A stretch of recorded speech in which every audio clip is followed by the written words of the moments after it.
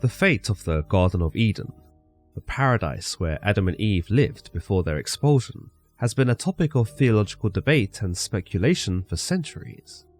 According to the biblical narrative in Genesis, after Adam and Eve disobeyed God by eating from the tree of knowledge of good and evil, they were expelled from Eden, and the garden was guarded by a cherub wielding a flaming sword to prevent their return. However, what happened to the Garden of Eden after their expulsion remains unclear.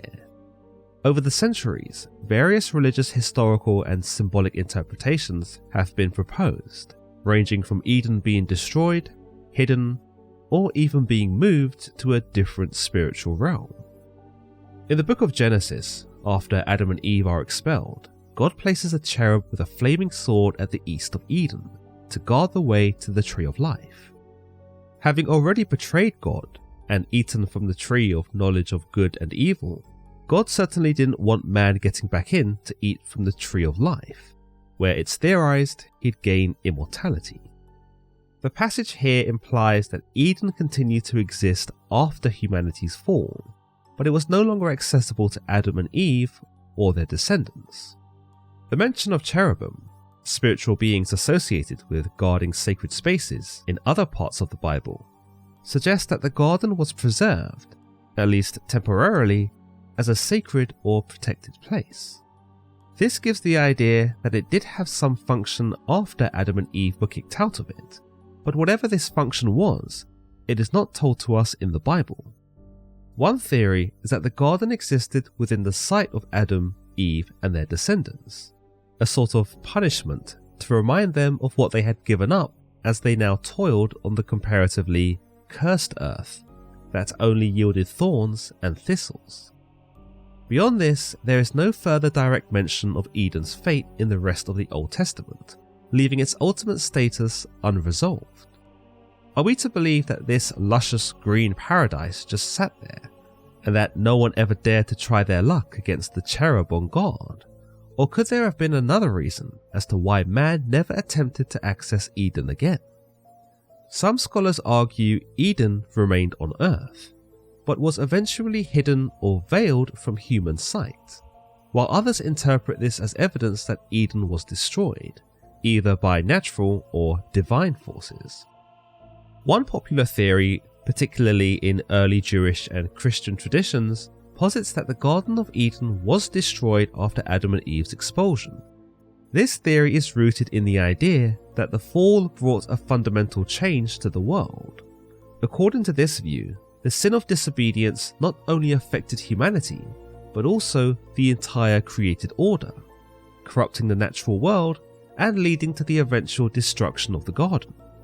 Some interpretations suggest that the flood in the time of Noah, described in Genesis 6-9, may have wiped out Eden. The flood, which covered the entire earth, could have submerged the garden and erased it from existence. This theory is supported by the fact that after the flood, there is no further mention of Eden, and that it's plausible that the landscape of the world may have changed dramatically. If Eden was located in a region affected by the flood, such as Mesopotamia or the Persian Gulf according to some geographical theories, it's more than likely to have been destroyed by the rising waters. This idea is bolstered by the association of Eden with a sort of primordial perfection, a state of existence that was lost when sin was brought into the world. After the fall, we get the notion that the earth became a more hostile place, subject to decay, death, and violence. As a result, Eden, as a perfect garden, could not continue to exist in a world that had become tainted by such afflictions. Another idea is that without Adam tending to the garden, as was his duty, the garden would eventually perish on its own. We aren't given the idea that the garden is self-sustaining. In fact, quite the opposite. Why else would God deputize Adam into being the one who looks after the place? There's an argument here that Adam's care for the garden was so essential that he even needed a helper in Eve in order to ensure that the garden would continue to flourish. So if suddenly the only two people who were maintaining the garden were booted out of it, chances are that the garden was left to decline, and like any neglected garden, was soon overcome by weeds and local wildlife. An alternative theory is that the Garden of Eden was not destroyed or left to deteriorate, but instead hidden from human view. This theory is rooted in the belief that Eden remains intact but is inaccessible, perhaps as a result of God still wanting to keep man out. The cherub and its flaming sword in Genesis is often cited as evidence that Eden is being actively guarded, indicating that it still exists somewhere, but it's hidden. But then it does beg the question that if it's so hidden, then why does it require such an ominous guard? One idea is that God isn't taking any chances. He doesn't want man to unknowingly stumble upon the garden, and then get unceremoniously shish kebabbed by the cherub and the flaming sword. On the other hand, it might lend to how thorough God is and emphasize just how much he wants for paradise and man to remain separated, perhaps until it's earned. The idea of a hidden paradise resonates with many religious traditions, including Jewish mysticism and Christian esotericism, which often speak to sacred places or lost realms that are concealed from humanity but still exist in some form. The possibility of discovering Eden one day has been a theme in various apocalyptic or messianic traditions, where the restoration of Eden is seen as part of the ultimate redemption of the world. The hidden Eden theory also aligns with certain Islamic traditions. In the Quran, Adam and Eve's story is similar to that in the Bible, but the garden, known as Jannah, is typically understood as a heavenly or spiritual paradise, not necessarily a terrestrial one. In some interpretations of Islam, the garden was never destroyed, but remains in the spiritual realm, accessible only to the righteous after death. In many theological traditions, the Garden of Eden is understood not as a literal physical place, but as a spiritual or symbolic place. In this view, what happened to the garden is less about its physical fate and more about its theological and symbolic meaning. For many early church fathers, Eden was not simply a geographical location, but a representation of the state of humanity before the fall, a state of innocence. After the fall, humanity lost access to this ideal state, but the garden itself was not necessarily destroyed. Instead, it became a symbol of the lost perfection that would be restored in the future. This interpretation is supported by the New Testament, where Eden-like imagery reappears in descriptions of the New Jerusalem in the book of Revelation. In Revelation 22:1-2, a river flows from the throne of God, and the tree of life grows on either side of it, echoing the description of Eden in Genesis. This suggests that Eden's ultimate fate may be tied to the eschatological renewal of creation, when paradise will be restored. On the topic of early church fathers, it was Origen of Alexandria who, in his work of the First Principles, tells us that Eden was not a geographical place, but rather something more akin to the metaphorical. With this reasoning, you might say that we can't find the Garden of Eden because it never actually ever existed.